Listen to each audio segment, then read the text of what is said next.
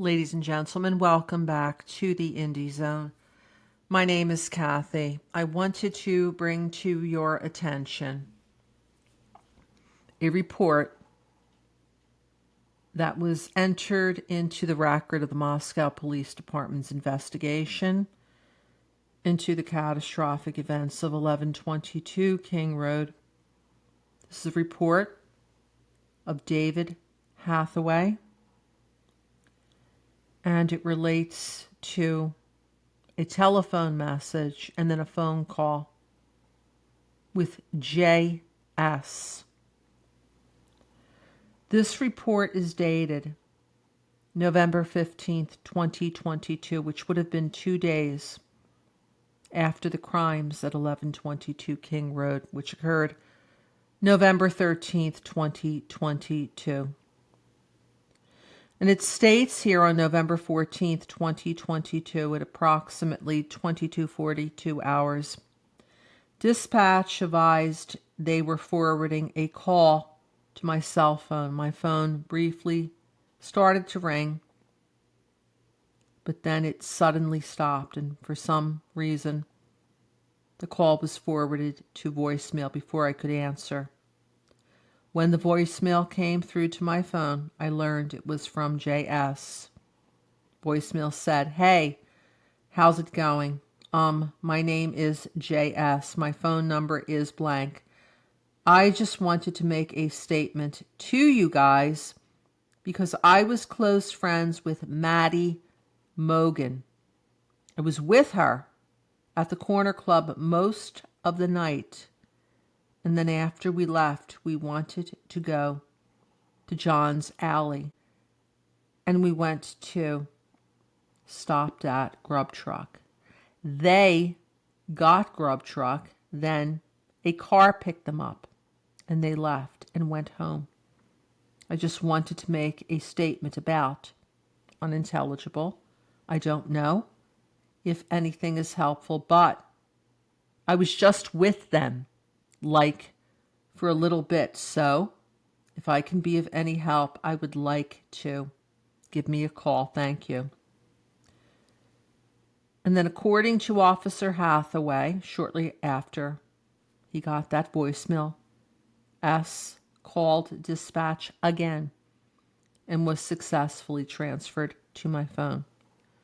At about 22:46 hours, this would have been approximately 4 minutes after the receipt of the aforementioned voicemail, I talked to S on the phone. S essentially said the same thing he said in the voicemail. He was out with Maddie at the corner club until about 2:30 a.m.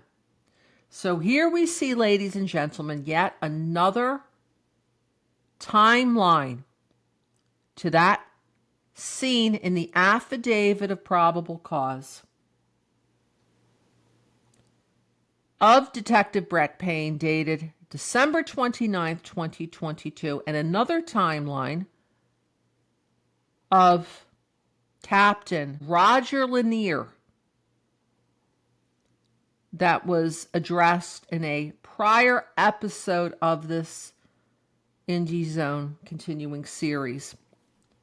Multiple different times of when Madison, Kaylee, and apparently J.S.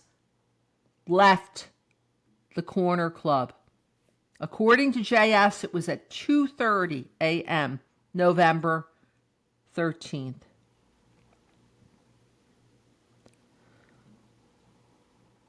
J.S. said several times he did not know who the, quote, other girl was.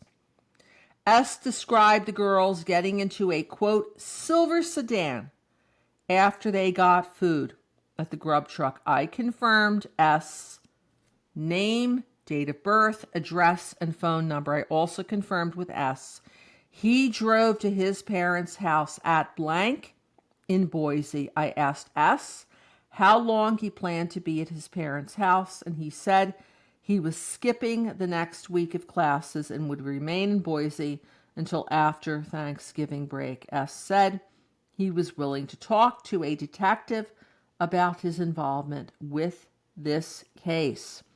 As said, he does not have a roommate at his Queen Road apartment and that he lives alone.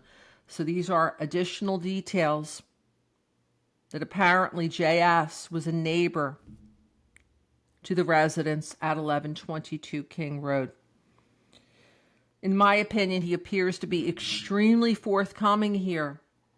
But nevertheless, with these different timelines and conflicting information that we are seeing since the release of these documents, ladies and gentlemen, how is it possible that the Moscow Police Department was able to clear as many people as they did in the days and couple of weeks after the crimes at 1122 King Road?